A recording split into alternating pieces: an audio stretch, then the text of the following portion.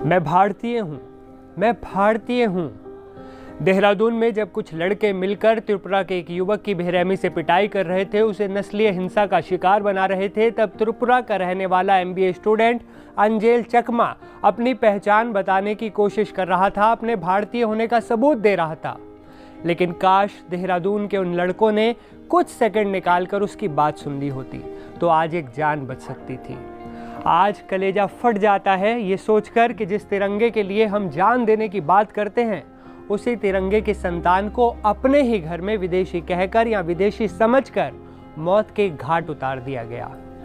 ये दर्दनाक कहानी शुरू होती है 9 दिसंबर को। अंजेल चकमा, जो त्रिपुरा से सपनों की पोटली लेकर देहरादून MBA करने आया था, अपने छोटे भाई माइकल के साथ सेलाकुई बाजार गया था।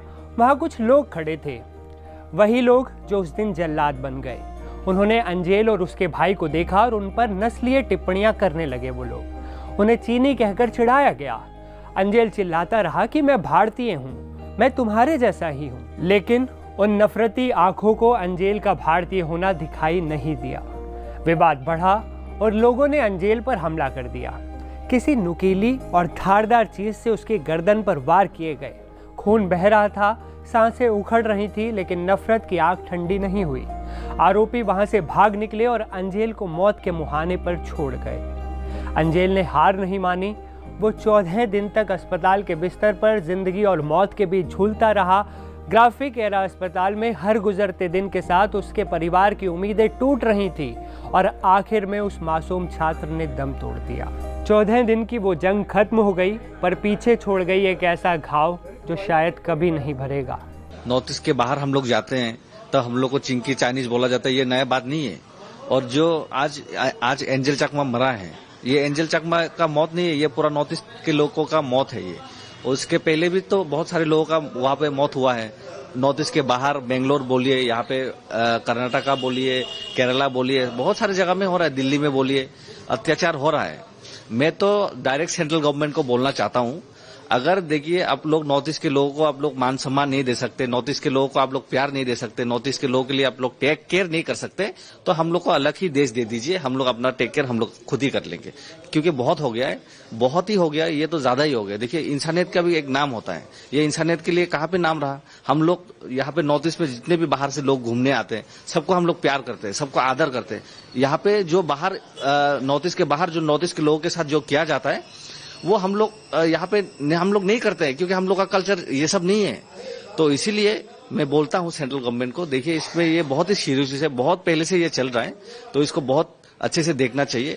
और जो आज एंजल चकमा का जो मौत हुआ है, ये पूरा नॉर्थ ईस्ट का मौत है, एंजल चकमा का मौत नहीं है। और मैं अपने स्टूडेंट फेडरेशन की तरफ से और बाकी जितने भी नॉर्थ ईस्ट के स्टूडेंट के फेडरेशन की तरफ से सब लोग हम मिलके इसके लिए हम लोग विरोध करते हैं। और जो भी यहाँ पे थे उनको पनिशमेंट जल्द से जल्द मिलना चाहिए और कोई छूटना नहीं चाहिए। मैं ये भारत सरकार से और इंडिया गवर्नमेंट के पास मैं ये दरखास्त करता हूँ। हैरानी की बात देखिए, जिस पुलिस को सुरक्षा करनी चाहिए थी, उसे FIR दर्ज करने में 3 दिन लग गए। 12 दिसंबर को मुकदमा दर्ज हुआ। पुलिस ने अब तक 5 आरोपियों को गिरफ्तार किया है, जिनमें अवनीश नेगी, सूरज खवास और सुमित जैसे नाम शामिल हैं। लेकिन एक आरोपी अब भी फरार है। पहले मारपीट की धाराएं थी, अब छात्र की मौत के बाद हत्या की धारा 103 जोड़ी गई है। देखिए, ये थाना सेलाकुई के अंतर्गत एक मामला हुआ था और उसमें जो है ये त्रिपुरा के 2 छात्र थे, एक एंजल चकमा और एक उनका भाई था माइकल चकमा। ये दोनों थाना प्रेमनगर में नंदा की चौकी के आसपास रहते थे और वहीं जो है ये एंजल चकमा जो है वो जिग्जास विश्वविद्यालय में पढ़ते थे और माइकल चकमा जो है वो तुलास इंस्टीट्यूट में पढ़ाई कर रहे थे। ये 9 तारीख की शाम की घटना थी, जब ये सेलाकुई में गए हुए थे किसी काम से। तो इसी दौरान इनकी कुछ जो स्थानीय युवक थे और बाकी एक नॉर्थ ईस्ट के ही एक और युवक थे, तो उनके साथ इनकी किसी बात को लेकर झड़प हो गई थी। इनके बीच आपस में मारपीट हुई, जिसमें कि बताया गया कि 1-2 चाकू से वार किए गए, किसी कड़े से भी इनके ऊपर वार किए गए, जिससे कि ये गंभीर रूप से घायल हो गए। इनके भाई के द्वारा इनको अस्पताल पहुंचाया गया और उसके उपरांत इसमें जो FIR दर्ज करवाई गई। 2 दिन पहले जो घायल छात्र था एंजल चकमा, उसकी अस्पताल में दौरान इलाज मृत्यु हो गई है। इसमें जो हत्या की धारा बढ़ा दी गई है, उसको तरमीम कर भी दिया गया है और इसमें जो अभियुक्त जेल में उनका हत्या के दौरान में भी रिमांड ले लिया गया है। और साथ ही साथ इसमें जो एक अन्य जो वांटेड है, जो कि मूल रूप से नेपाल का रहने वाला था, उसके विरुद्ध जो हमारे द्वारा NBW वारंट निकलवाया गया है, उस पर 25,000 का इनाम भी घोषित कर दिया गया है। हमारी टीम भी उसकी गिरफ्तारी के लिए लगा दी गई है, SOG की टीम भी लगा दी गई है और जल्दी ही हम उसको भी अरेस्ट कर लेंगे। वहीं राष्ट्रीय अनुसूचित जनजाति आयोग ने भी इस पर कड़ा रुख अपनाया और उत्तराखंड प्रशासन से जवाब मांगा। लेकिन सवाल कानून और धाराओं का नहीं है, सवाल हमारी मानसिकता का भी है। क्या किसी का चेहरा, उसकी आंखें या उसका पहनावा ये तय करेगा कि वो भारतीय है या नहीं? त्रिपुरा क्या भारत का हिस्सा नहीं है? अगर है तो वहां के छात्र को देहरादून की सड़कों पर अपनी नागरिकता का सबूत देने के लिए जान क्यों देनी पड़ गई? अंजेल चकमा आज हमारे बीच नहीं है, लेकिन उनकी वो आखिरी आवाज, मैं भारतीय हूँ, हमारे लोकतंत्र और हमारी एकता पर एक बहुत बड़ा तमाचा है। अगर आज भी हम अपने ही भाइयों को उनकी शक्ल के आधार पर बांट रहे हैं, उनकी आंखों के आधार पर बांट रहे हैं, तो यकीन मानिए हम एक समाज के तौर पर हार चुके हैं। आज समाज को ये सोचने की ज़रूरत है कि हम अपनी आने वाली पीढ़ी को कैसी नफरत विरासत में दे रहे हैं। शिक्षा का मतलब सिर्फ डिग्री लेना नहीं, बल्कि इंसानियत को समझना है। अगर हम अपने ही देश के उत्तर पूर्वी राज्यों के लोगों का सम्मान नहीं कर सकते, तो हमें खुद को भारतीय कहने का कोई हक नहीं है। अंजेल को इंसाफ तभी मिलेगा जब देश का हर नागरिक ये समझेगा कि भारत की खूबसूरती उसकी विविधता में है, नफरत में नहीं है। भगवान एंजल की आत्मा को शांति दे और उसके परिवार को ये दुख सहने की शक्ति मिले। इसी बीच कांग्रेस और बीजेपी के नेता आपस में लड़ रहे हैं, क्या कह रहे हैं वो भी सुन लीजिए। अब इससे पता चलता है कि जो हमारे यहाँ नफरत की बीज बोई गई है वो पेड़ का रूप धारण कर रही है। कई जगह से ऐसी घटनाओं की खबर आ रही है।